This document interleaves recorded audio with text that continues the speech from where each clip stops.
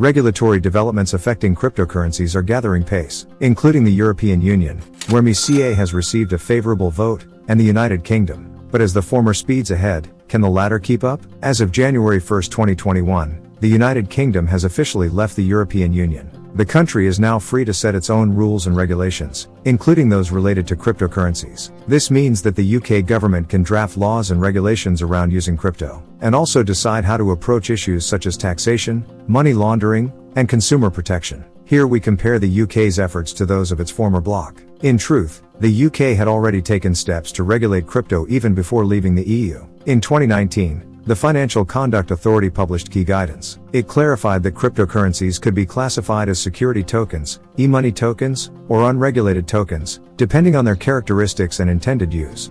The UK is sure to continue developing its regulatory framework for crypto. This may involve further guidance from the FCA or new legislation. It's also possible that the UK could work with other countries to develop international standards. Will the nation struggle to catch up to the EU in regulating cryptos, or overtake the EU altogether? Last month, the European Union voted to develop a new framework for crypto, the Markets in Crypto Assets Regulation. With 517 in favor and 38 against, this legislation aims to provide a full set of rules and regulations for digital assets, to promote investor protection, market integrity, and financial stability. The MiCA framework will apply to all issuers, holders, and service providers involved in crypto, including exchanges, wallet providers, and token issuers. The framework will require these entities to comply with various disclosure, governance, capital requirements, and customer protection rules. It will also establish a licensing regime for service providers overseen by national authorities. The European Securities and Markets Authority, or ESMA, the executive branch of the EU, leads the MiCA regulation. Once in operation, all crypto service providers operating in the EU must comply with its rules, or face penalties. MiCA is the most detailed legal scheme for digital assets to date. The official blessing paves the way for MiCA to become law in 2024, putting the EU a step ahead of its former member, the UK. Whereas regulatory savvy in the US lags behind, the UK needs to catch up to the EU in rolling out its crypto asset regulatory framework. But now that the UK has left the EU, it is free to devise its own rules for crypto, separate from the MiCA system set up by the EU. The UK government has said that it is committed to an effective legal framework, aiming to protect consumers, promote innovation, and stop financial crime. In a recent interview, London City Minister and Economic Secretary to the Treasury Andrew Griffith predicted that the UK's regulatory framework for cryptocurrencies would roll out within the next 12 months.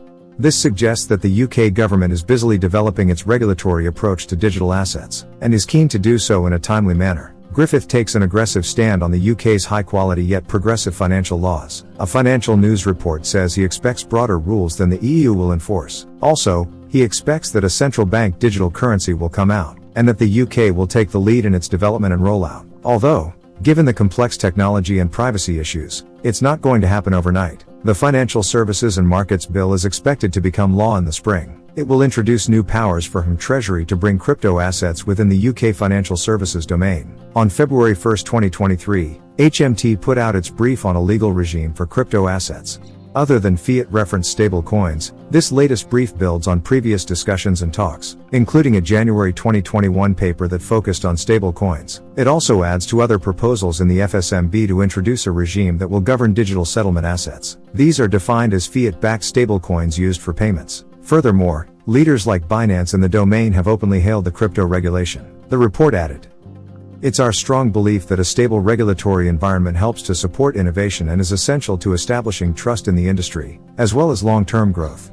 The UK Treasury has said it wants to make the country a crypto hub. New rules are needed to restore confidence after a tough 2022. The country has a growing need as more people become curious about the niche asset class. And, again, a plan for the space can help remove bad actors. It's still too early to say precisely how the UK's regulatory framework for crypto will differ from the EU's MiCA, as the UK still needs to release full proposals. However, there are a few areas where the UK may choose to take a different path. For example, the UK may be more friendly towards the crypto industry to promote innovation and attract investment. This could mean that the UK takes a more flexible licensing and regulation stance or offers crypto companies tax lures. On the other hand, the UK may also choose to be tougher in some areas, such as anti-money laundering and counter-terrorist financing laws. Legal and industry experts have offered a range of opinions on how the UK's plan for crypto is likely to differ from MiCA.